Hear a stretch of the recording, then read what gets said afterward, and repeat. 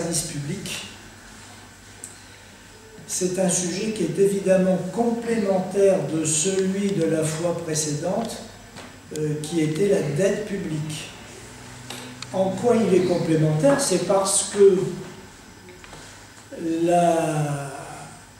les puissants, les gouvernements, et Macron, depuis 2017, c'est tout à fait ce qu'il fait, et les médias le relaient, etc.,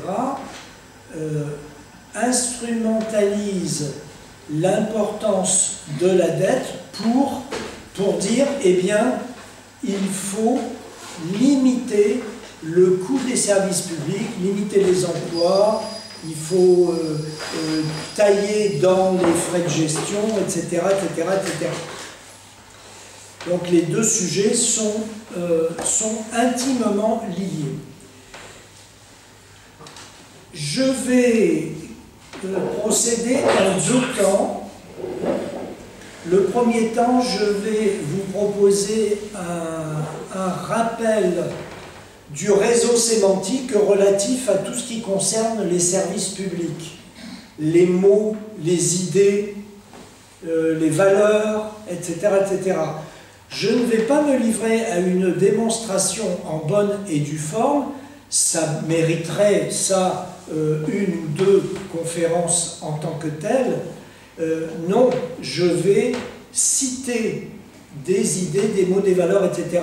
à charge pour vous, évidemment, de trouver, si le sujet vous intéresse, de trouver les sources, et je vais vous en donner quelques-unes.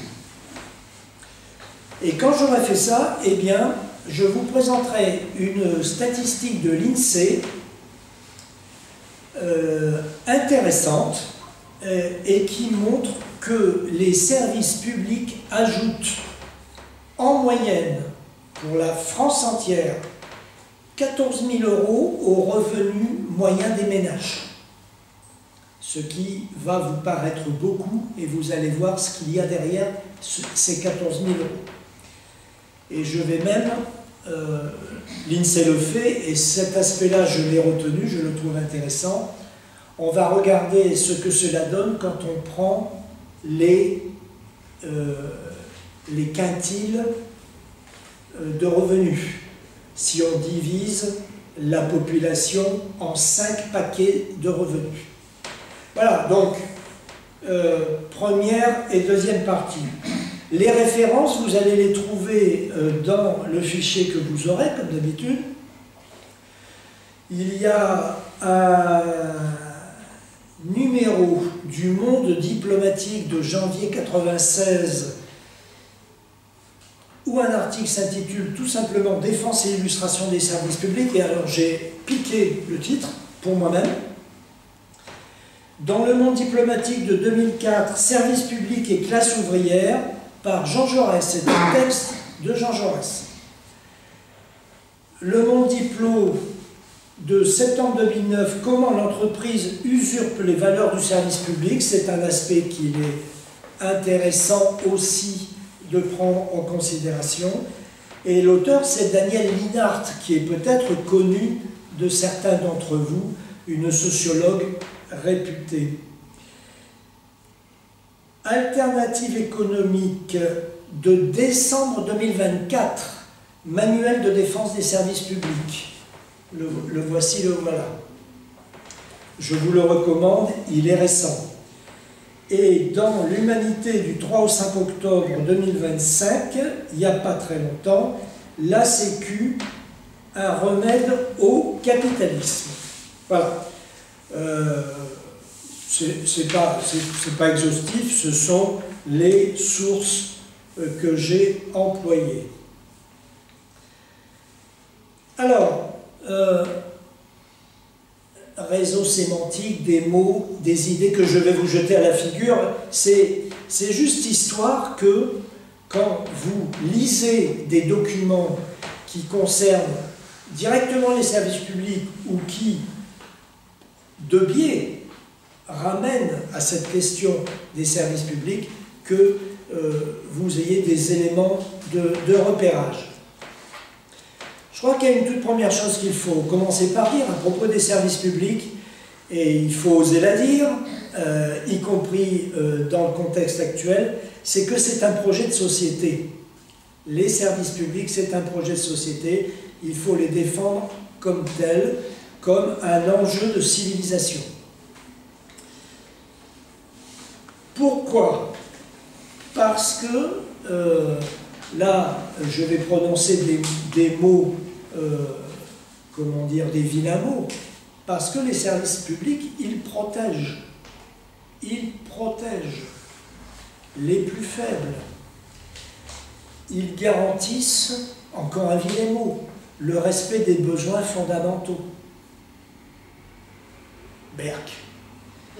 Parce qu'ils permettent l'effectivité et l'égalité de l'accès aux droits. Berck.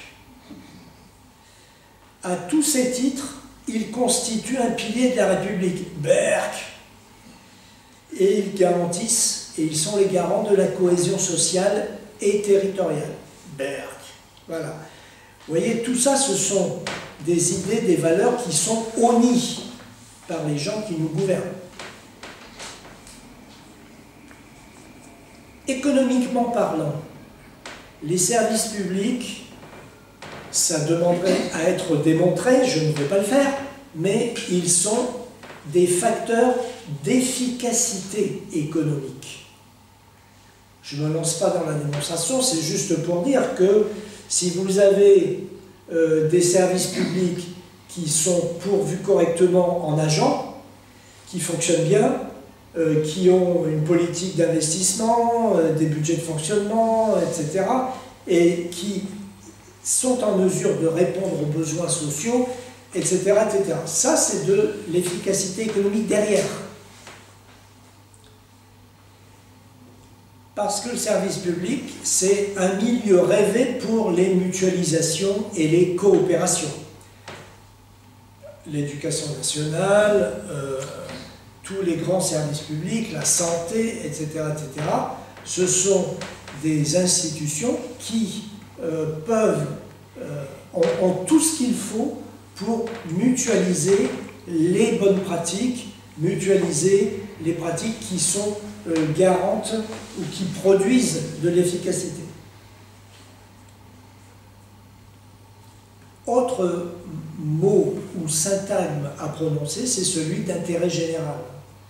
L'intérêt général, c'est une valeur cardinale pour les services publics. Berck. Et pour cela, il faut qu'il soit dégagé des logiques du capital. Voilà, des liaisons. Vous voyez toutes les liaisons que l'on peut faire.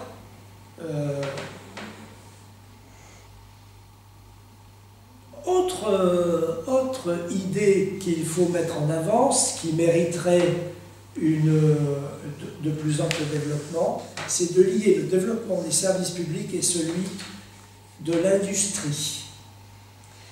Si vous prenez, je vais prendre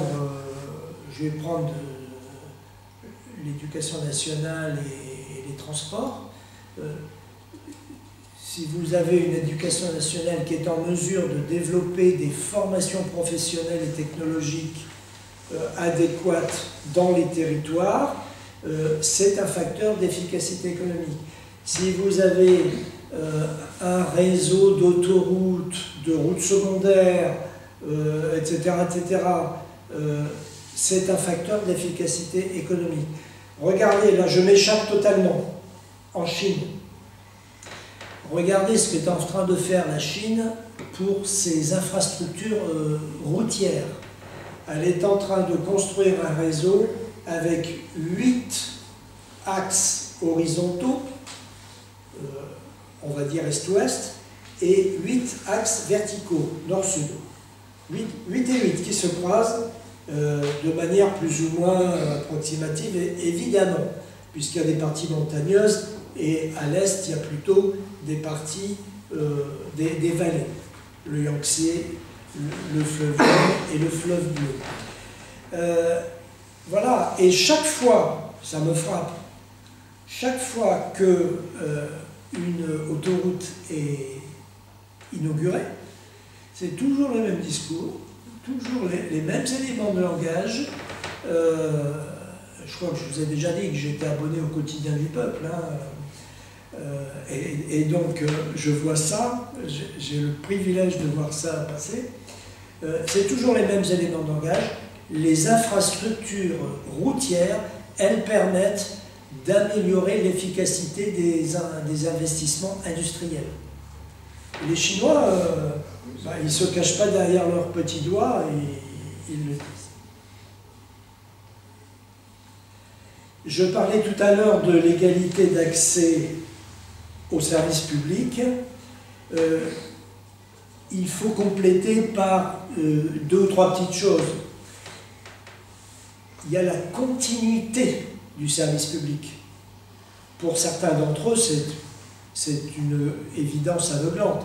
Pour les transports publics, la SNCF par exemple. Mais la santé, l'éducation nationale, la notion de continuité s'apprécie autrement. Mais dans la santé, évidemment, c'est autre chose. Et les personnels, ils doivent pouvoir bénéficier d'un statut adéquat à leur mission, voué à l'intérêt général. Il faut qu'ils soient protégés des tentations de corruption. Sans doute que ça n'est pas à 100% efficace, mais un fonctionnaire, il doit pouvoir vivre correctement, il ne doit pas, disons, être dévalorisé.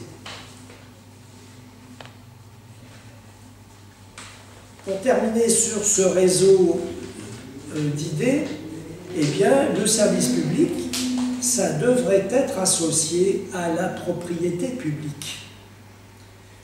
Nous en sommes loin, et plus les jours passent, plus nous nous en éloignons, puisque, vous le savez comme moi, hein, les délégations de services publics se multiplient, les PPP, les partenariats publics-privés se multiplient, etc.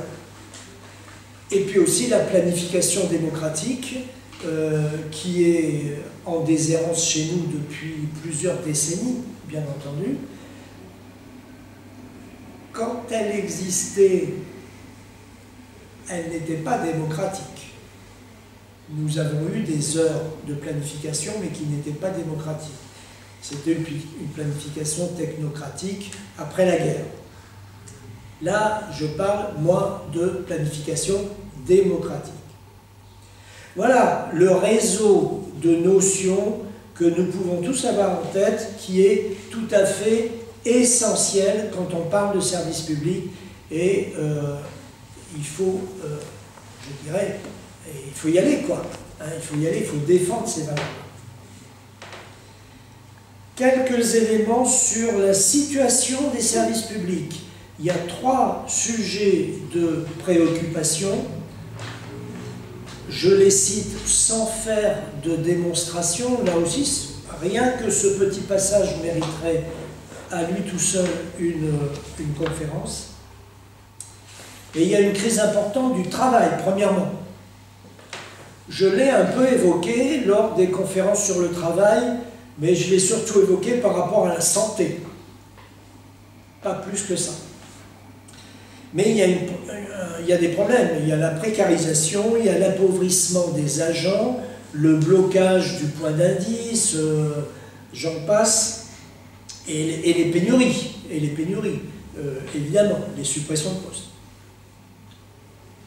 Il y a la crise de l'égalité d'accès aux services publics qui se fait sentir de manière particulière pour la santé, avec les dépassements d'honoraires, etc. Et certaines façons d'organiser le service public qui créent de l'inégalité, les pôles d'excellence, mais qui sont tout de suite à 40 ou à 50 km des résidences des personnes, le réseau des maternités, enfin, etc. Et puis, il y a une crise d'efficacité du service public qui est directement liée aux emplois, à la suppression d'emplois, et aussi liée à la mise en concurrence des services publics avec les entreprises privées. les entreprises, les institutions publiques sont de plus en plus contraintes de prendre en compte des facteurs financiers de marché dans leur gestion, les appels d'offres, etc., etc. Et elles ont de plus en plus affaire à des interlocuteurs privés. De plus en plus d'activités sont externalisées vers des agences spécialisées. Alors là, évidemment, il faudrait préciser tout ça. Pour cette première partie, je termine sur deux propositions fortes que fait la CGT. La CGT, elle propose un fonds de développement des services publics. Elle n'est pas la seule. Elle n'est pas la seule. Il y a d'autres partis, des partis politiques qui font la même proposition. Un fonds de développement des services publics, l'idée, ce serait de gager les investissements sur des prêts à 0%, voire même à taux d'intérêt négatif. Et certaines organisations vont même jusqu'à dire que ces fonds pourraient être européens. Les traités européens permettent de mettre en œuvre ces choses-là. Ça a déjà été fait.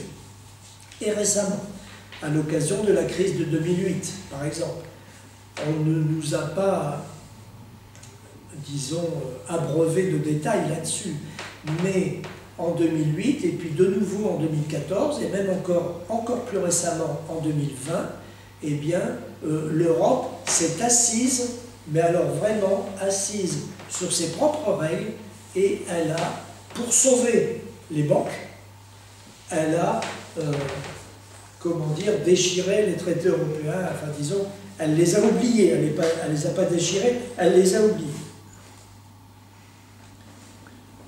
Et puis la deuxième proposition que fait la CGT, c'est la démocratisation des services publics, et pour cela, elle propose des comités de pilotage locaux, etc., etc. Voilà, je n'insiste pas, mais il faut que vous sachiez qu'il y a toute une série de propositions qui sont faites. Le PCF en fait aussi. Je n'en citerai qu'une seule, je ne vais pas citer tout ce que propose le PCF, juste une chose, parce que c'est récent. Le 30 octobre 2024, dans sa niche parlementaire au Sénat, le PCF a proposé une loi constitutionnelle sur la charte des services publics, que j'ai là, mais je ne vous en parle pas plus que ça, vous la trouverez sur Internet. Voilà. Deuxième partie maintenant, changement de climat. Je vais vous abreuver de chiffres.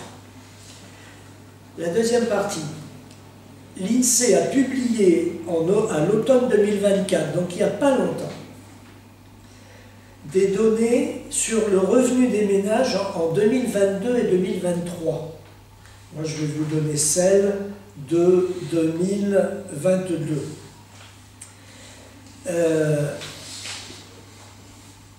Sur le revenu des ménages en 2022, sur le pouvoir d'achat et sur le rôle des pouvoirs publics dans cette affaire, sur le revenu et le pouvoir d'achat des ménages. Et ce que je vais vous montrer, c'est la chose suivante, c'est à ça que je veux en venir.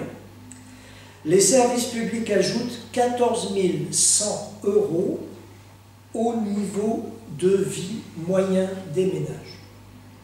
Allez, on arrondit tout, 1 000 € par mois. 1 000 €. Évidemment, ça mérite quelques explications. Alors,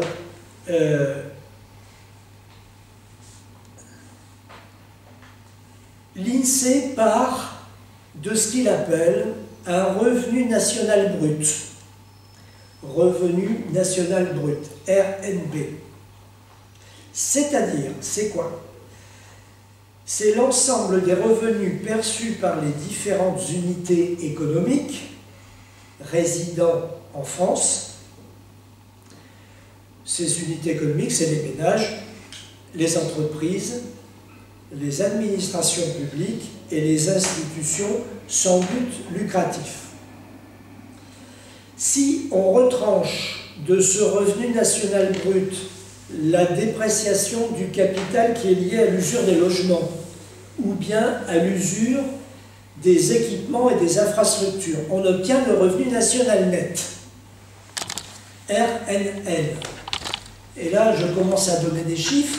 En 2022, en France, le revenu national net, il est de 2227 milliards d'euros. 2227 milliards d'euros. C'est-à-dire 32 700 euros par habitant. La base, c'est les 68 millions. Mais vous voyez tout de suite le problème, c'est que dans les 68 millions, il y a des gens qui ont 5 ans, 10 ans, 15 ans, 50 ans, 75 ans, 80 ans, etc. Donc, c'est une moyenne qui a beaucoup de défauts, forcément.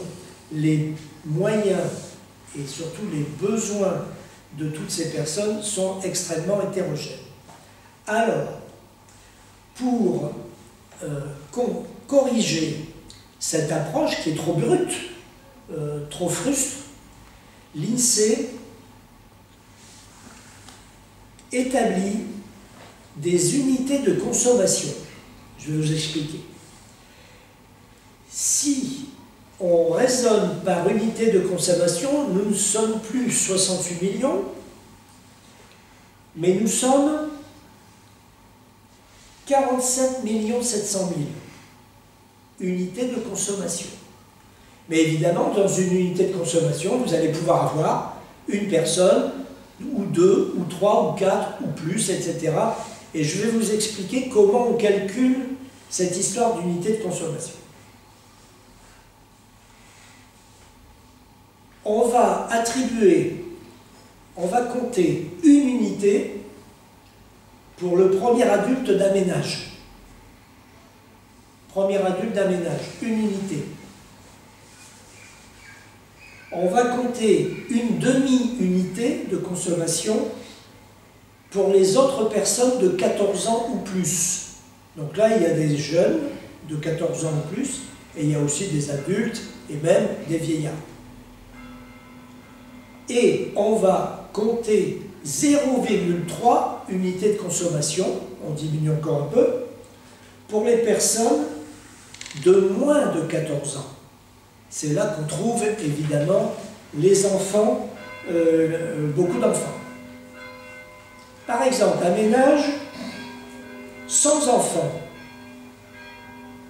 un ménage, un homme et femme, sans enfants, eh bien ça va faire 1,5 unité de consommation, puisque le premier adulte, le premier membre du ménage, il compte pour un. Bon. Et le deuxième, le conjoint, il est le deuxième, il compte pour un demi. Il a plus de 14 ans. Comment on choisit 1 et 2? Le premier, c'est qui? Et le deuxième, c'est qui? On parle d'adultes. Hein? Ah oui, c'est tout. On parle d'adultes. On ne parle pas de revenus, de machin. Non, on n'en est pas encore là. Ah oui, on n'en est pas encore là. On parle de la composition. On prend la composition d'un ménage. Arithmétique. Même pas d'un ménage, parce que ça c'est un cas particulier des unités de consommation, mais dans une résidence. Un homme, une femme, 1,5 en unité de consommation.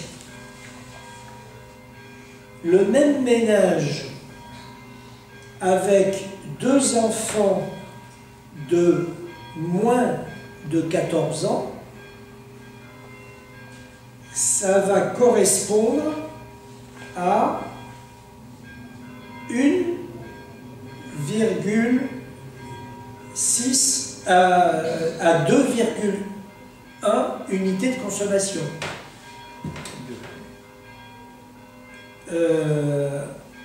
1 pour le premier adulte, 1,5 pour le deuxième adulte, et 2 fois 0,3 pour les 2 enfants, 2,1.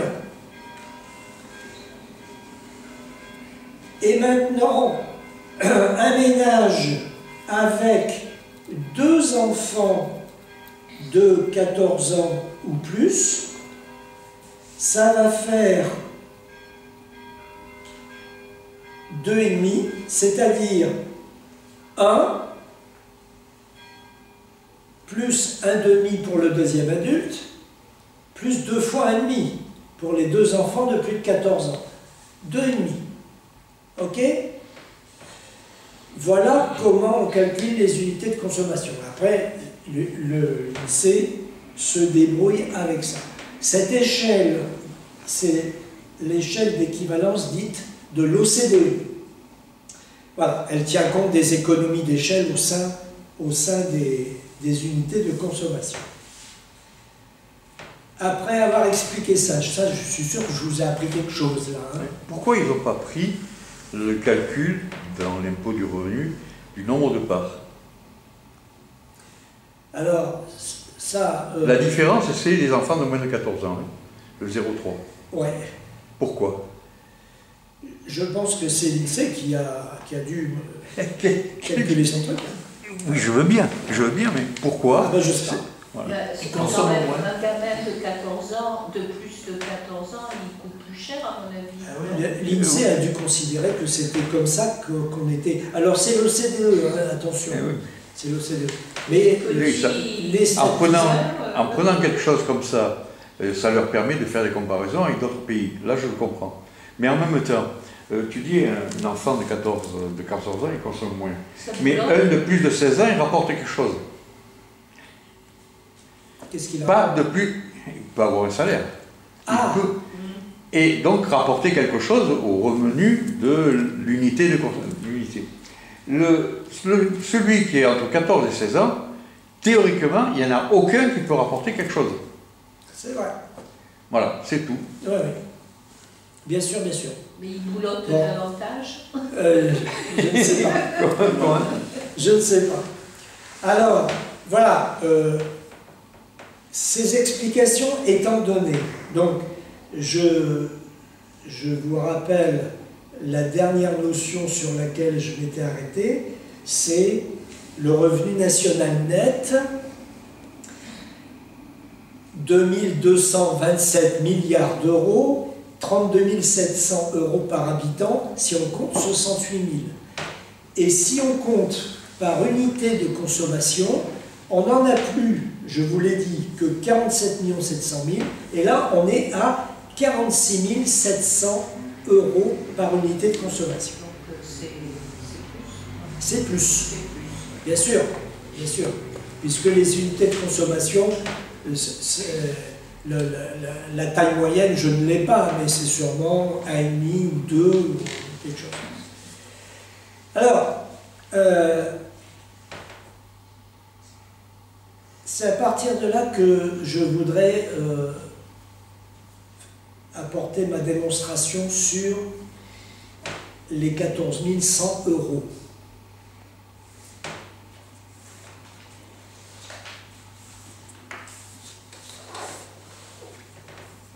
Je pars donc des 46 700 euros par unité de consommation.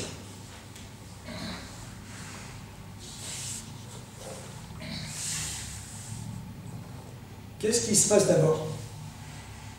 Il y a d'abord des choses qui sortent de notre porte-monnaie. C'est les impôts, etc., etc. C'est tout ce qui est prélèvement.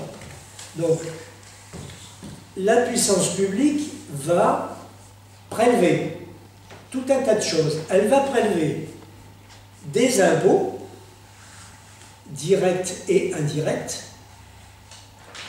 Elle va prélever des taxes et elle va prélever des cotisations sociales. Cette somme, à combien elle s'élève? À 1241 milliards en 2022. Pour vous donner un ordre d'idée, ces 1241 milliards, 287 sont prélevés sur les 50% les plus pauvres et 954 sur les 50% les plus riches. Vous avez déjà une première approximation du caractère très différentiel des choses.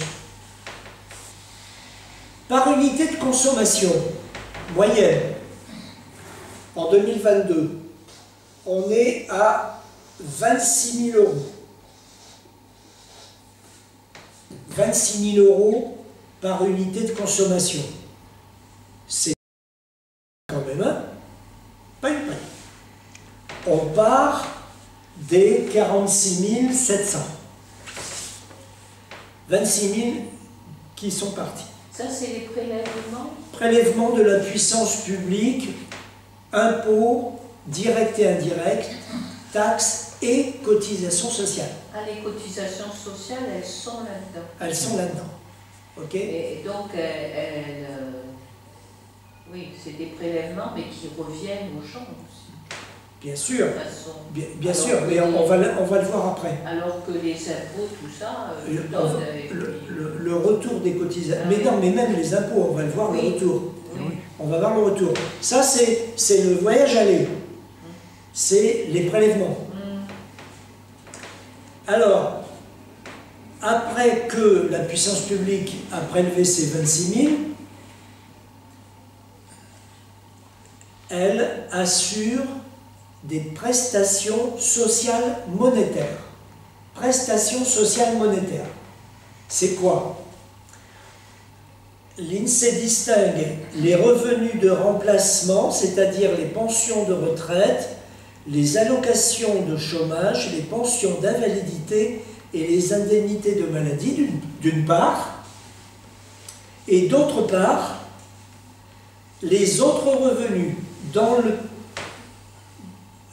petite catégorie dans laquelle elle met les allocations familiales, les minima sociaux et la prime d'activité. Voilà. Donc tout ça, ce sont des prestations sociales monétaires. Et là, à ce titre-là, la société, c'est essentiellement des institutions gouvernementales ou la Sécu ou autre, elle verse 11 900 euros par unité de consommation. 11 900 par unité de consommation. Donc, il y a déjà un début de retour. Hein? Ce n'est pas encore terminé puisque il y a aussi ce qu'on appelle les transferts non monétaires. Les transferts non monétaires, on va appeler ça d'un mot moins vilain, on va dire c'est les services publics. Services publics, tout simplement. Deux sortes de services publics. Vous avez, alors ça c'est la distinction de l'INSEE, toujours pareil. Vous avez d'une part les transferts en nature qui sont individualisables, c'est-à-dire qu'on peut rapporter à des unités de consommation, à des individus. C'est l'éducation, c'est la santé, le logement et l'action sociale. Tout cela, vous pouvez le rapporter à des unités de consommation. Et puis d'autre part, vous avez des dépenses collectives, police, justice, armée, ce genre de dépenses. À ce titre-là, transfert non monétaire, service public, la puissance publique ou les institutions publiques, elles versent 65 milliards aux 10% les plus modestes, mais elles versent 32 milliards aux 10% les plus riches. Là aussi, vous avez un indicateur de comportement dit de différenciation.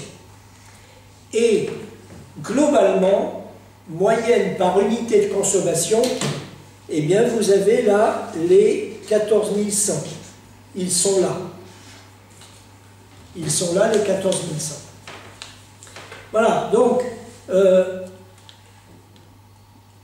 je crois que déjà à ce stade, on a quelque chose d'intéressant, à savoir que quand on part du revenu national net,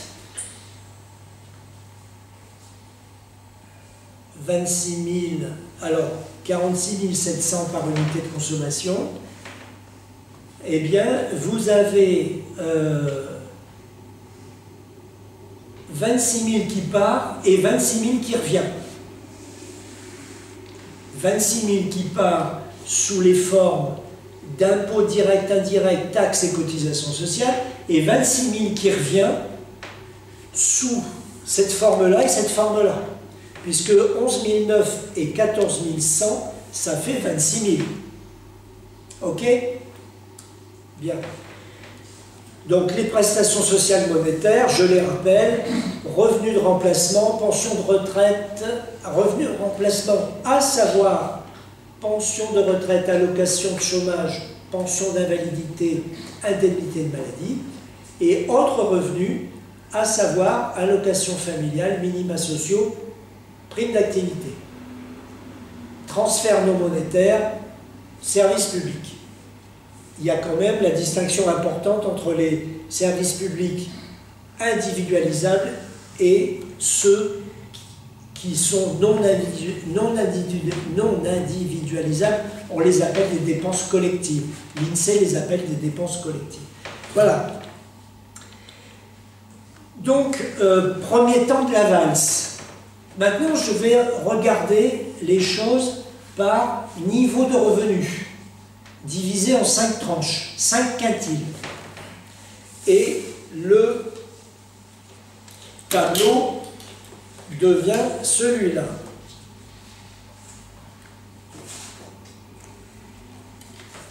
Vous allez retrouver des notions que j'ai évoquées.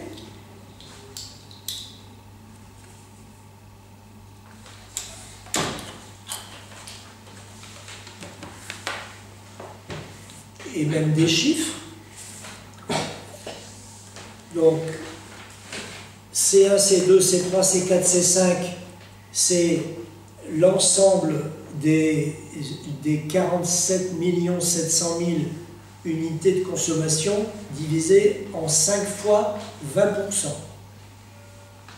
Okay. 20% les moins riches, 20% les plus riches. Et l'ensemble, là, c'est ce que je viens de vous présenter. OK? 46 700, 46 700 à l'arrivée, après transfert. La moyenne est toujours la même. C'est pour ça qu'il faut regarder ça, parce que sinon on tourne en rond, hein, quand on regarde que des moyennes. Alors, les 20% les moins riches.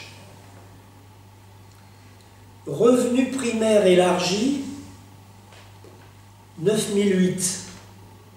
Donc on est en dessous de 1000 € par mois.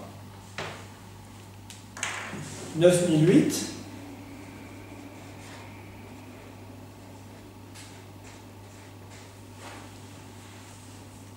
Les prélèvements, quand même 7006.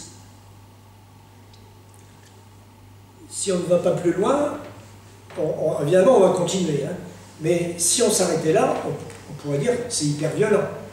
Moins 7006.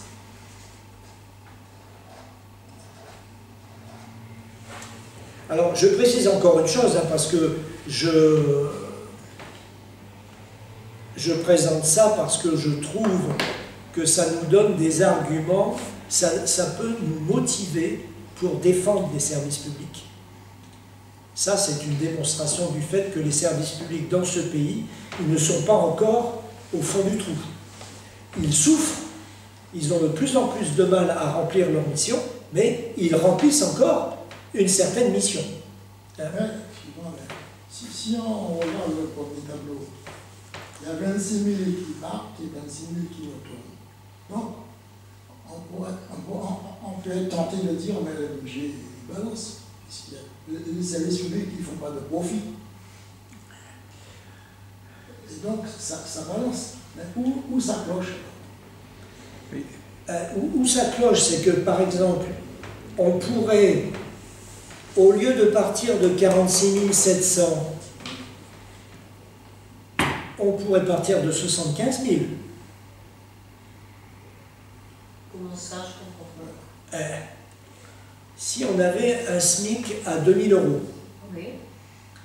si on avait une réforme fiscale, si on avait, je sais pas moi, des taxes abaissées, si on avait des revenus de remplacement plus importants, tout ce que je vous ai mis là, c'est autant de variables. Hein. Je reprends là. Si on avait des pensions de retraite plus élevées, si on avait des allocations de chômage plus élevées, si on avait des pensions d'invalidité plus élevées, si on avait, etc., etc., etc., ok? On ne serait pas à 46 700. On pourrait être à 50, 60 000, 75 000. Bon. Si on est à 46 700, c'est parce que un certain nombre d'éléments de revenus sont limités de manière drastique par la puissance publique. Que ce soit les salaires, etc., etc. Les impôts pèsent, bien sûr, ils pèsent que sur 50% des gens, mais sur ceux sur lesquels ils pèsent lourdement. Mais c'est surtout les taxes, l'impôt indirect. Si on avait une TVA allégée sur les produits de première nécessité, on peut multiplier les si comme ça à l'infini. Et à ce moment-là, on n'est plus haut là. Et on serait à 75 000 ici, à 75 000 là. Et c'est pas du tout la même chanson. On pourrait être... Les cotisations sociales, par exemple, on ne va pas dire qu'il faut les supprimer. On va dire qu'il faut les maintenir. Mais il faut partir d'un revenu national brut plus important. Les taxes, il faut les diminuer. Les impôts, il faut recalculer les tranches. Il faut 14 tranches. Etc., etc. Donc, on peut partir de plus haut pour arriver à la même somme ici, mais attention, c'est là que le roman se passe. C'est là. Ici, par exemple, je reste sur mes 20% les moins riches. Ils partent de 9 008 et ils vont arriver à 30 400. Bon, là, il y a le verre à moitié vide et le verre à moitié plein. Le gouvernement, il va voir le verre à moitié plein. Moi, je vois le verre à moitié vide. Parce que j'arrondis tout, on part de 10, on arrive à 30. On multiplie par 3. Ah oui, bravo, bravo. Non, non. 30 000 € pour vivre. C'est quoi ça? C'est pas l'Amérique. Hein, ça fait 1500 € par mois. Ça fait, qu'est-ce que je dis? Non, ça fait 2500 hein, par unité de consommation. Attention, on est sur une unité de consommation, on n'est pas sur une personne. Non. Personne isolée. C'est pas l'Amérique, ça. Hein, Ça va mal, l'Amérique. Pardon? Ça va mal, l'Amérique. Oui. Oui, la formule, on ne peut plus la prononcer. Tu as tout à fait raison. Donc je continue pour les 20% les moins riches. Donc ils ont 7006 de prélèvement, ce qui est beaucoup. Mais là-dedans, il y a énormément de TVA. Parce que les personnes qui sont dans cette colonne, à mon avis, les 3/4 ou les 4/5 sont sont pas imposables. Et pourtant, on leur prend 7006. Et c'est la TVA et les cotisations sociales. Les prestations sociales monétaires, donc, je le rappelle, hein, les revenus de remplacement, 9000.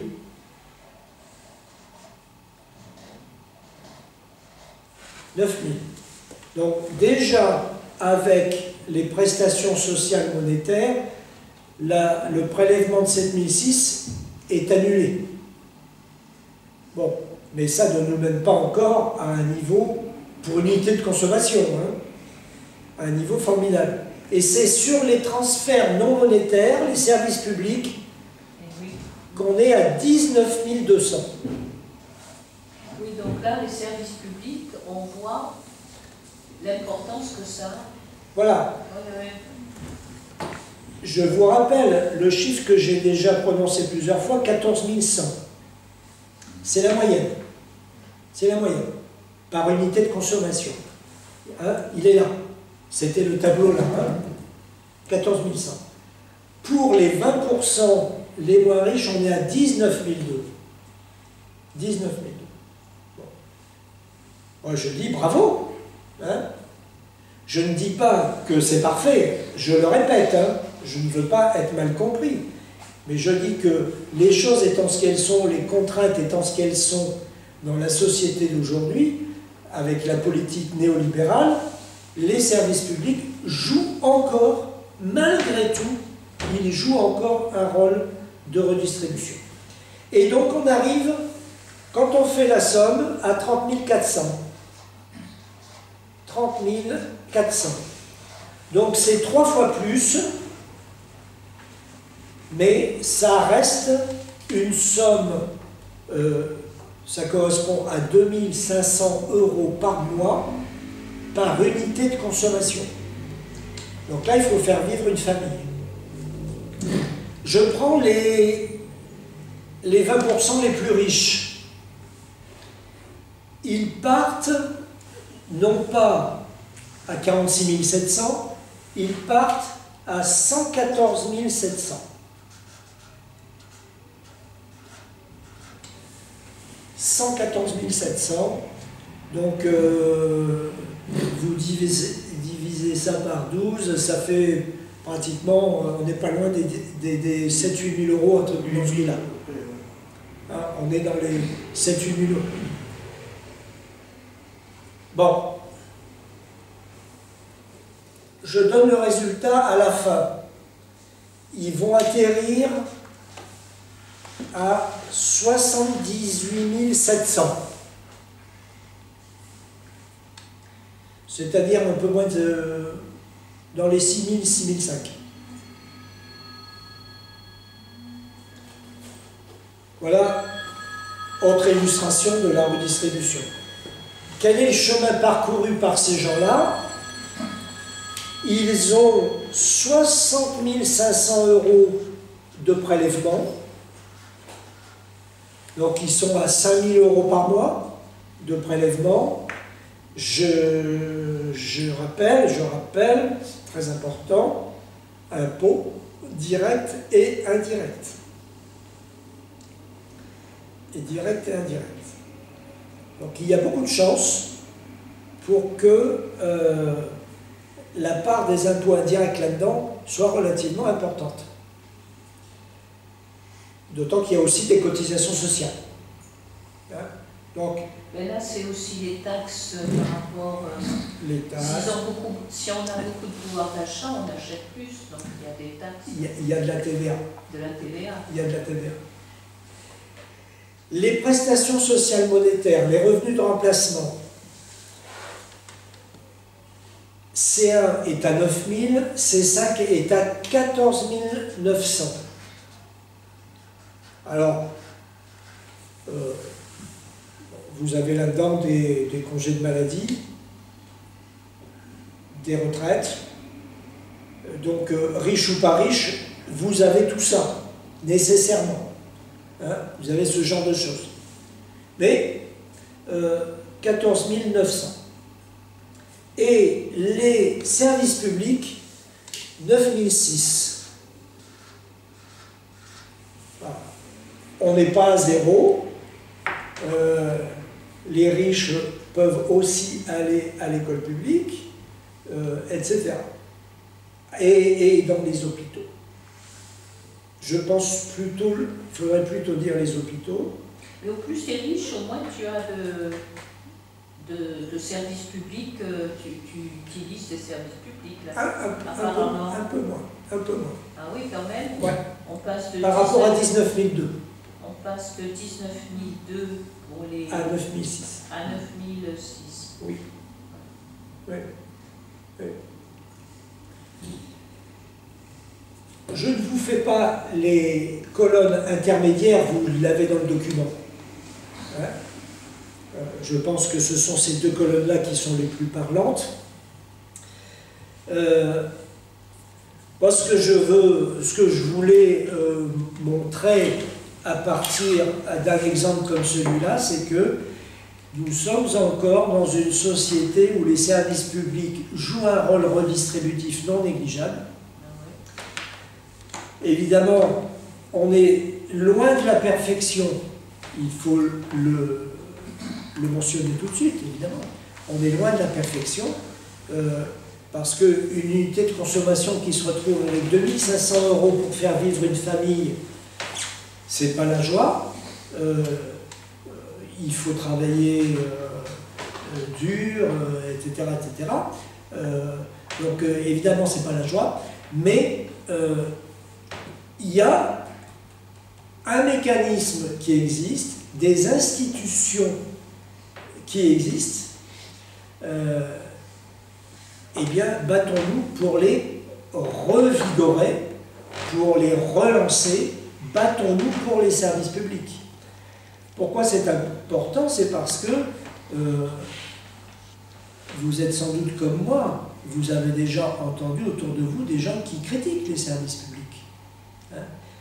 Qui critiquent l'école, qui critiquent les hôpitaux, qui critiquent je ne sais de quoi encore. Moi je dis que quand nous faisons ça, même si tout ça est à voir, même si les critiques sont justifiées, mais il faut les relativiser, les contextualiser, et je dis que grosso modo nous nous tirons une balle dans le pied. Moi je le crois.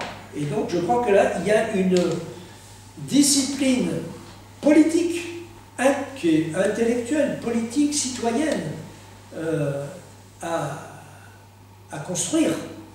Ça se construit tous ensemble.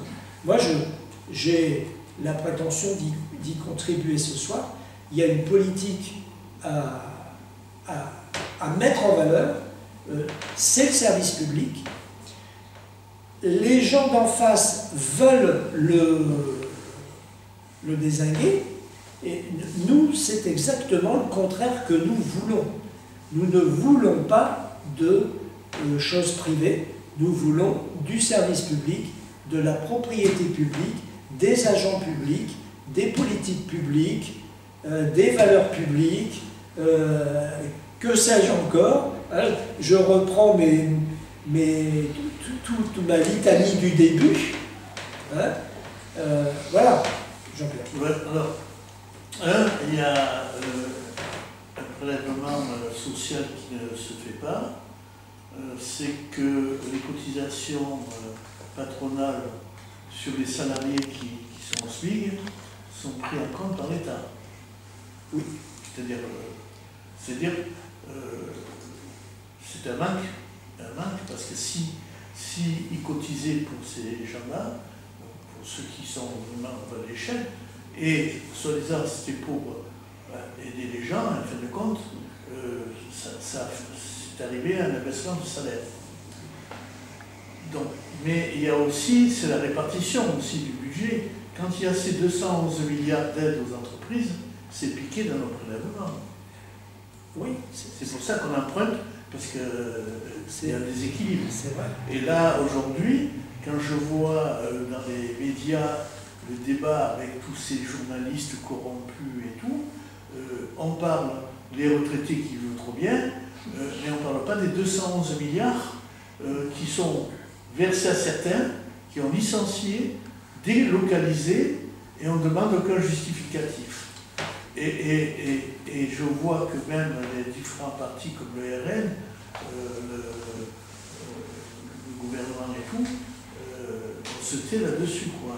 Donc il y a vraiment beaucoup d'argent à récupérer. Alors il y a une entreprise qui va me dit ben, je vais rembourser parce que je vais pas jouer le jeu, j'ai juste lequel. Ouais. Bon, mais c'est 211 milliards. Eh oui.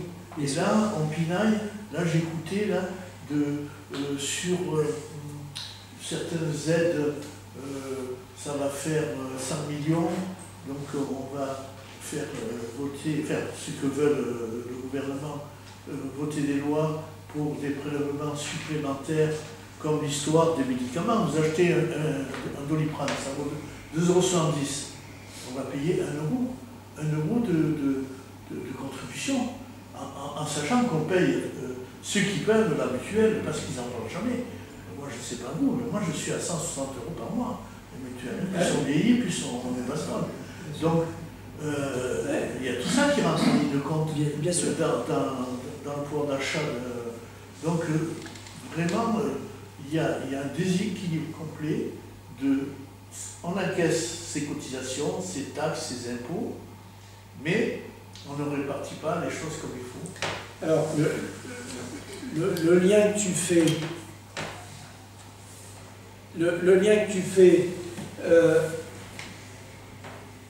quel est l'objectif, c'est pas tellement ça, on va dire, c'est plutôt ça, quel est l'objectif du gouvernement pour faire le lien avec les entreprises? C'est de maximiser ça, de minimiser ça, et de minimiser ça. S'il arrive à le faire, ça veut dire que ce sera autant de centaines de milliards qui pourront être redirigés vers les entreprises. Alors, pardon, tu disais c'est minimiser ça, je ne vois pas trop bien. Alors, les prestations sociales monétaires, les revenus de remplacement. Ah oui. Je vais citer seulement les retraites parce que c'est un sujet chaud. Hein, mais il n'y a pas que ça. Hein, il n'y a pas que ça. Bon, mais parlons des retraites. Sujet d'actualité. Moins les sommes consacrées aux retraites sont importantes,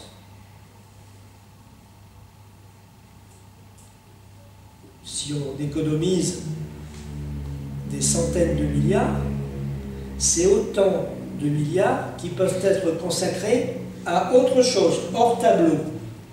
Les 211 milliards dont parle Jean-Pierre, hors tableau, 211 et autres. Hein. Bon. Donc, ça, moins je consacre de sommes aux pensions de retraite, mieux c'est pour moi, gouvernement. Si je peux augmenter les impôts, mais vous avez vu que c'est devenu un tabou. Donc on ne joue pas là-dessus, on joue plutôt là. Pourquoi le gouvernement est-il aussi dur sur ce chantier des retraites? C'est parce qu'il s'est auto-imposé une limite en ce qui concerne les impôts. Donc là, c'est variable bloquée. Quand je dis variable bloquée, on pourrait sans doute me chercher des noises. Hein, mais en gros, variable bloquée. Bien. Le gouvernement, c'est pas ça qui va le gêner. Il change de case. Et il va là. Ou bien il va là. Éducation, santé, logement, action sociale. Tout ça, c'est le même tableau. Hein. C'est le même tableau. Donc, ça vous explique la dureté du combat sur les retraites. Ou bien sur les allocations de chômage. Vous avez vu, hein, la redéfinition des allocations de chômage. Elle a eu lieu. Comment elle s'appelait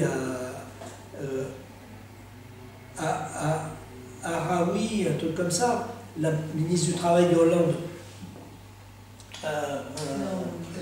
El Khomri. Comment El Khomri. Bon. Elle s'est attaquée à tout ça. Des lois travail, il y en a eu 2 ou 3, hein, je crois plutôt 3 que 2. Bon, donc voilà le lien. C'est-à-dire arriver à gratter des dizaines et plutôt même des centaines de milliards dans ce tableau pour les réorienter vers l'entreprise. C'est ça. Ce tableau, pour les gouvernants, c'est l'horreur. Il faut savoir une chose. Par exemple, le salarié, ses impôts sur le revenu, c'est progressif. Si on gagne 10 000 € par mois, je crois la tranche monte à 40 ou 50%. Mais en entreprise, quand on dépasse, je crois, c'est 30 000 € de bénéfice sur la société, on paye 20%. Si on fait moins de 20 000, on paye 15%, ce qui m'est arrivé des sociétés que je gérais. Mais au-dessus, vous déclarez 100 millions de bénéfices, c'est 25%. C'était 30 avant, on les amenait, c'est-à-dire c'est plus progressif. Ouais. Donc plus vous gagnez de l'argent et moins vous payez d'impôts. Eh bien oui. C'est pour ça que les multinationales, elles sont rendues à un taux global d'imposition, non pas le taux marginal, là tu cites un taux marginal, le dernier taux, 40% par exemple.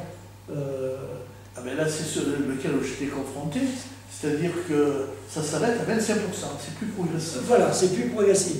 Et c'est pour ça que les multinationales elles sont rendues à un taux de 8, globalement. Un taux de 8. Et les PME, TPE, 15. Voilà. 15, c'est en dessous de ce que dit Jean-Pierre, mais bien sûr, dans les PME, TPE, il y a une foule d'entreprises qui sont juste la tête au-dessus de l'eau, qui ne paient pas d'impôts. Hein, bien sûr. Donc ça, c'est un global sur les PME, TPE. Voilà, c'est du simple double. C'est aussi ça qui a justifié la taxe Zuckman, entre autres choses. Hein, entre autres choses. Oui, parce que si on prend l'exemple de Carrefour, qui a touché, je ne sais plus combien, alors je l'ai vu aujourd'hui, ça je l'ai vu aujourd'hui. Qui a supprimé des emplois et qui a versé des dividendes à ses actionnaires plus élevés que... Enfin, c'est-à-dire les aides de l'État, elle est partie complètement chez les actionnaires. C'est ça. Je vais le dire de mémoire, mais... Je ne me rappelle plus les chiffres, mais non, mais moi non plus, pas vraiment. Mais les aides de l'État, un truc du genre 2,3 milliards à Carrefour. Entreprise. Carrefour ouais, Carrefour. 2,3 milliards. Là, 2024 ou 2023. Ouais. Donc 2,3 milliards. Les bénéfices, 7-8. 7 ou 8.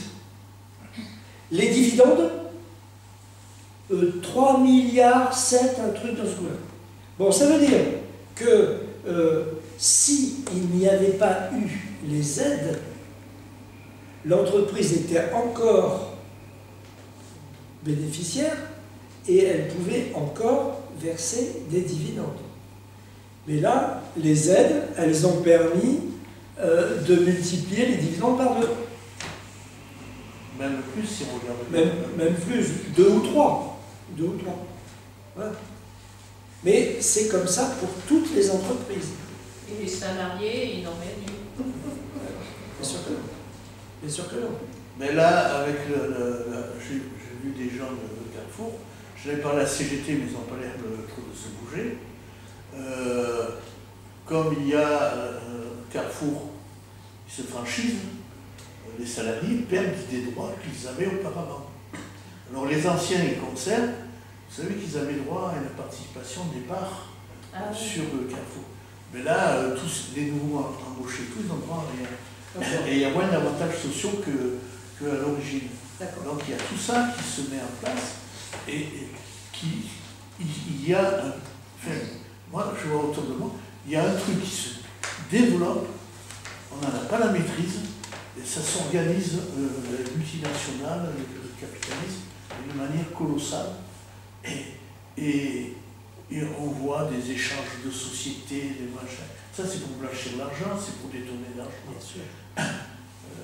Parce que la situation économique sur la planète, ça va mal. Oui. Donc, ils s'organisent.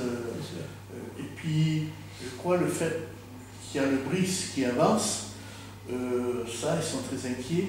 Le jour où le dollar, déjà, il est dévalorisé. Donc, il y a tout ça, et ils mettent en place toute une structure. Et je pense que la politique de Macron, il est en plein dedans. C'est un acteur principal. Alors là, il voyage un peu de partout. Il n'est pas aimé de la France parce que c'est 11%. 11%. Mais il a mis en place toutes ces fameuses sociétés de consultation, de machin. Il met tout en place pour ratatiner. José. Il y a deux choses. D'abord, pour l'exemple on va dire, de la privatisation d'un certain nombre de services publics. Je pense à un appel à la grève qui vient d'être lancé pour demain par les gens qui sont à Transdev, c'est-à-dire qui conduisent et qui font les services liés au TER entre Marseille et Ventimille. La nouvelle délégation. C'est la délégation de services publics où on est les premiers dans notre région à avoir appliqué ce genre de truc. Pourquoi ils lancent ce mot d'ordre de grève? Parce que de plus en plus, il y a des précaires, de plus en plus, les avantages qu'ils avaient à la SNCF disparaissent, les nouveaux embauchés n'ont plus droit à tout ça, et ils ont des salaires inférieurs. Bon, je crois qu'on comprend pourquoi ça commence à rouiller. Mais en même temps, pourquoi ils ont fait ça? Ils ont fait ça parce que ça leur permet de récupérer le pognon. Alors ça, c'est juste pour illustrer ce que tu disais, mais en même temps, moi je suis un peu gêné par le fait d'introduire dans les services publics les retraites. Excusez-moi, pour moi, la retraite, c'est peut-être quelque chose qui est géré par l'État, mais pour moi, c'est un salaire différé. C'est-à-dire que ce sont les cotisations que j'ai payées qui payent les retraites. Et c'est une caisse à part. Après, que l'État, pendant des années, n'ait pas versé aux caisses de retraite le pognon des fonctionnaires, qu'il prélevait sur les fonctionnaires, ça c'est autre chose. Mais je crois que là-dessus, ça fausse beaucoup les calculs. Parce que si on enlève le poids des retraites dans le deuxième et dans le troisième, on n'aura plus les mêmes chiffres. Et dans le troisième, il n'y a pas de retraite. Et c'est redistribué. Non. C'est dans le premier et le deuxième. Non.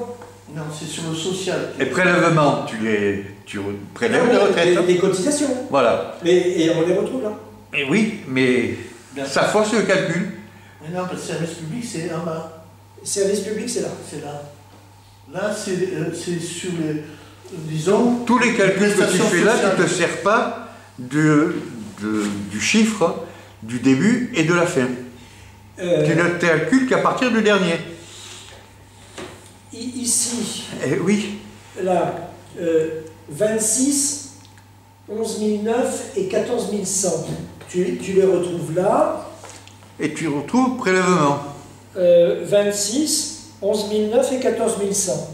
Et voilà les trois. Bien. C'est le global. C'est le global. Bon. Et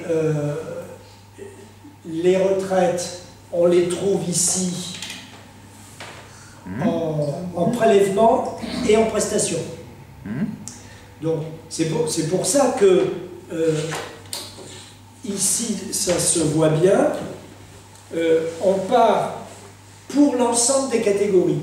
On part de 46 700 et on arrive à... non, on part... Oui, c'est ça. On part de 46 700 et on arrive à 46 700. Oui, ce que je veux dire, c'est que dans le prélèvement, dans le premier, dans les prélèvements, si tu enlèves les retraites et si tu les enlèves aussi dans les prestations servies, tu auras des chiffres différents et tu verras que la redistribution n'est pas la même. Parce que les gens qui sont des dernières catégories, ils ont des retraites largement plus élevées que les premiers. Oui, ici, et oui, sûr, et oui. sûr. Et donc, leur redistribution n'est pas la même. Non. Le rapport à ce qu'on a prélevé n'est pas le même. Oui, mais attention, l'INSEE en tient compte. Hein. Moi j'aurais aimé que ça n'apparaisse pas. Ça simplifierait les calculs. Ce que l'INSEE cherche, c'est à approcher quelque chose qui est le revenu disponible. Bien. Donc, dans les revenus disponibles, il n'y a pas de doute. Il y a des salaires, il y a des retraites, il y a des allocations de chômage, etc. Et tout ça, ce sont des choses qui sont servies, gérées par des institutions publiques. Je ne vais pas dire service public. Service public, c'est du CNAD, santé, etc. Des institutions publiques. J'y mets la Caisse nationale d'assurance maladie, l'URSSAF, etc. L'URSSAF, etc. Ce sont des institutions publiques. Hein. Bon, service public, on va le réserver à autre chose. Bon. Tout ça nous permet d'approcher la notion de revenu. Voilà. Et s'agissant de la catégorie prestations sociales monétaires, l'INSEE tient compte du réel, de la réalité des prestations sociales monétaires touchées, perçues par cette catégorie-là. Ce n'est pas une moyenne, machin truc, hein. C'est du réel. C'est du réel. Et donc, il y a 14 900 € de prestations sociales monétaires. Évidemment, pour des gens comme ça, il y a peut-être pas trop d'allocations de chômage, pas trop de pensions d'invalidité. Je dis ça, bon, je prends mes risques. Pas trop de minima sociaux, pas trop de primes d'activité, mais par contre, sûrement, essentiellement des pensions de retraite. Essentiellement. Il y a des chances. Alors sur les retraites, ça fait des années, auparavant c'était géré, c'était paritaire. Hein. Moi je me rappelle, je commençais à travailler jusqu'en 1967, il y avait des salariés qui étaient au conseil d'administration de la Sécu, hein, qui géraient l'ensemble de la Sécu. Mais depuis de nombreuses années, tous les gouvernements, de droite comme les socialistes, la retraite, si je ne me trompe pas, c'est un budget de 300 milliards. Ça intéresse les capitalistes, le grand patronat. C'est pour ça qu'ils veulent s'accaparer ça. Parce que gérer 300 milliards, ils vont valoriser pour eux. En sachant que là aussi, les retraites complémentaires, vous savez qu'ils ont une réserve de plusieurs millions, je ne sais plus combien. Milliards, tu veux dire. De milliards, c'est colossal. Après, il y a un autre phénomène, mais on n'en parle plus. Moi, je l'ai vécu, c'est à l'époque de Raymond Barre. Vous savez que les France Télécom, les services, ils avaient des cotisations pour la retraite. Et comme le gouvernement de Barre, ils avaient besoin d'argent, ils ont pris ce pognon, qui en avait beaucoup en réserve, je ne sais pas si vous vous rappelez de ça, en disant c'est le gouvernement qui va assurer le paiement des retraites éternelles, etc. Donc ils ont piqué le pognon, mais ils n'ont pas rendu. Et puis aujourd'hui, il y a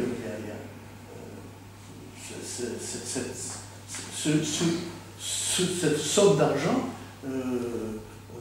c'est nous qui payons. C'est l'État aujourd'hui, c'est nous. Mais Jospin avait pas mis Macron à côté des économies. Il avait parlé de ça, non? Que Jospin, quand il était Premier ministre, il avait fait des herbes avec la retraite. Ah bon? Oui. On en a parlé. Ah ouais, je m'en souviens. Je ne me rappelle plus. Mais ça a toujours eu un intérêt pour le capitalisme, fois, c'est presque équivalent au budget de l'État. Ah oui, tout à fait.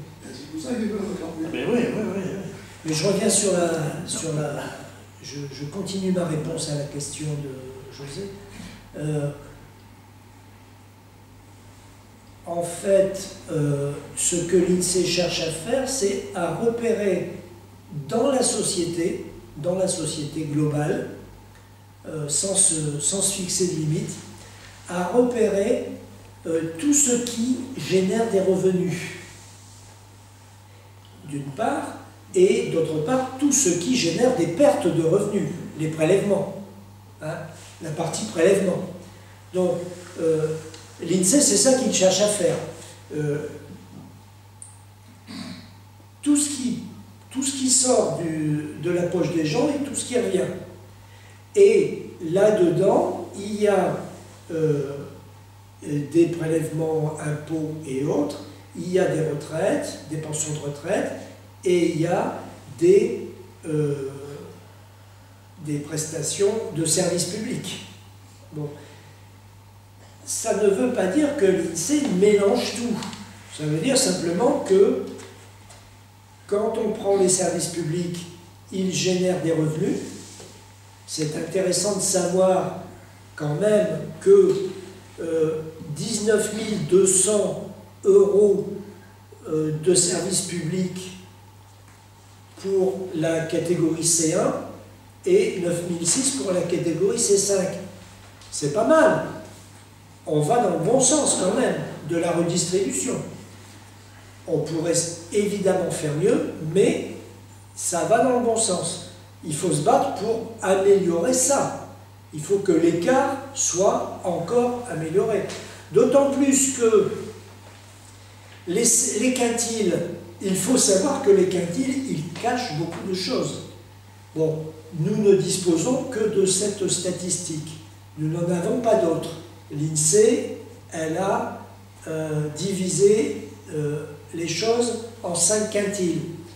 Mais il faut savoir que si on divise en déciles,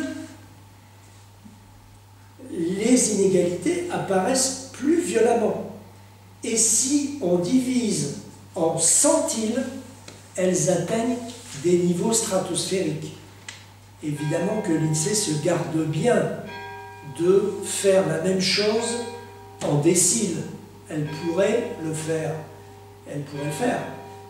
Et encore moins en centiles. Elle ne le fait pas, bien entendu. Donc, sans dire ça, pardon, mais que la situation des gens, la situation réelle, ils ne doivent pas le ressentir exactement comme on présente, puisque c'est en quintile. Mais quand tu es en décile, les gens, la situation des gens, elle est beaucoup plus individuelle.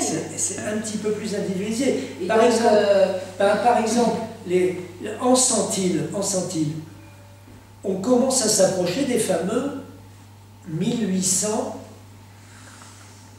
riches, redevables, justiciables de la taxe Zuckman. On commence à s'approcher.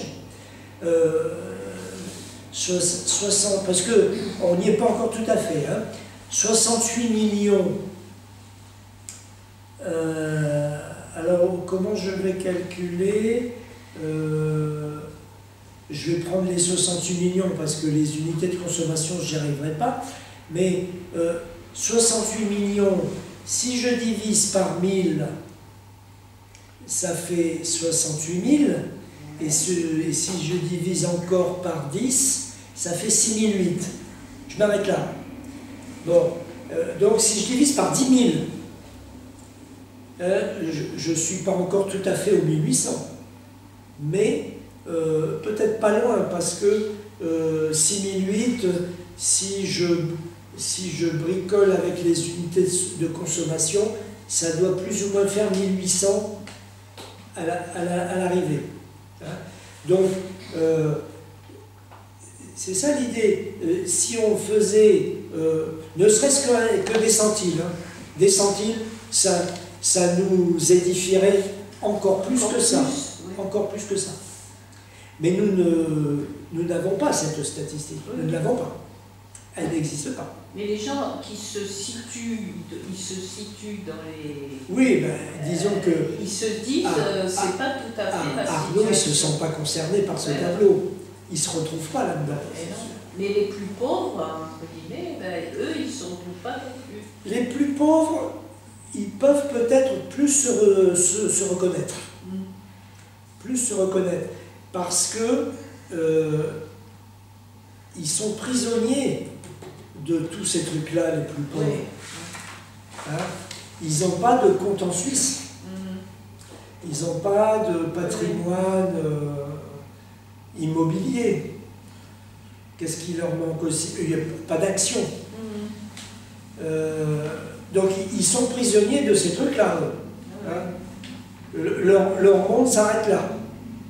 Tandis que Arnaud, le monde ne s'arrête pas là. Donc ils peuvent, à mon avis, plus se retrouver. D'ailleurs, 9008 de revenus primaires élargis pour le premier quintile, moi je ne sais pas, je ne suis pas un spécialiste de ces choses-là, mais ça me paraît plus ou moins correspondre avec le niveau de pauvreté, les 700 €. Je ne sais pas, Jean-Pierre, tu as plus de trucs que moi là-dessus, mais je pense. Là, ce que je disais avant 30, ce que j'ai appris aujourd'hui, sur les services sociaux, bon, on a vu l'hôpital, l'école, etc. Et là, les associations qui s'occupent de la vie de nuit des SDF, le département a supprimé les subventions. Et j'ai appris même, parce que j'ai téléphoné là pour savoir, la CCAS, alors je ne sais pas, ça dépend de la ville ou quoi. Pareil, on a supprimé les subventions pour la vie de nuit. Donc, qu'est-ce qui va se passer? Soi-disant pour faire des économies, mais ces gens-là vont dormir dehors, et ça va créer une agressivité, parce que quand il n'y a pas d'abri, il n'y a rien, ça va être une société de violence. À mon avis, c'est parce qu'aujourd'hui, j'étais un peu choqué, j'ai téléphoné à la directrice de la Fondation de France, c'est une grosse structure que les gens ne connaissent pas, qui font des services sociaux, mais à la place de la région, de l'État et du département. Et de la préfecture. Voilà. Ils touchaient 40 millions de subventions, elle m'a dit beaucoup moins, mais je n'ai pas eu le temps de discuter, on doit se voir, mais il y a d'autres services sociaux par rapport aux gens très pauvres qui sont dans la rue, qui sont supprimés aussi, donc la situation va être dramatique. Oui, là, il faut s'attendre cet hiver à le voir. Ça va être visible dans la rue. Et la discussion que j'ai eue, c'est ça développe la violence et l'agressivité, parce que ces gens-là, ben,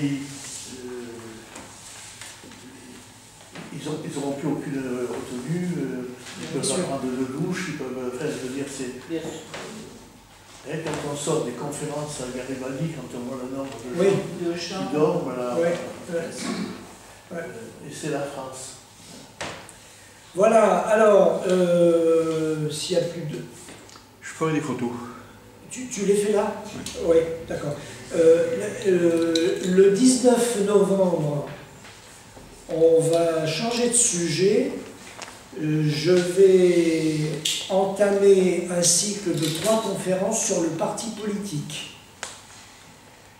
Je vais utiliser pour faire ça un travail qu'a fait Jean Quétier, qui est connu. Qui est un ami. À Nice, c'est un ami. Professeur. Il est prof à Strasbourg. Il est maître de conf à Strasbourg. Et qui a fait un travail intitulé un livre de l'utilité du parti politique. Sa thèse porte sur les travaux, la réflexion de Marx sur le parti politique, et elle a été publiée aussi, et il en a fait encore un 3e, qui est un recueil de textes de Marx Engels sur le parti révolutionnaire. Donc, et puis encore un 4e, que j'oublie là tout de suite. Donc il y a une richesse de réflexion et je vais utiliser tout ça pour vous proposer une réflexion sur le parti politique. Je vous dis tout de suite, ma thèse, ce ne sera pas de dire qu'il faut supprimer les partis politiques. Je considère qu'ils sont indispensables, mais ça sera de dire qu'il faut absolument les réformer. Et même de fond en comble, on va dire. Voilà. Donc, on a vu que Macron, il a tout fait pour supprimer les partis politiques. Oui. Et on en arrive à une anarchie complète. Bien sûr. Il a réduit aussi bien la droite que les communistes, les socialistes. Vous voyez. Et il a essayé de s'en faire un. Ouais.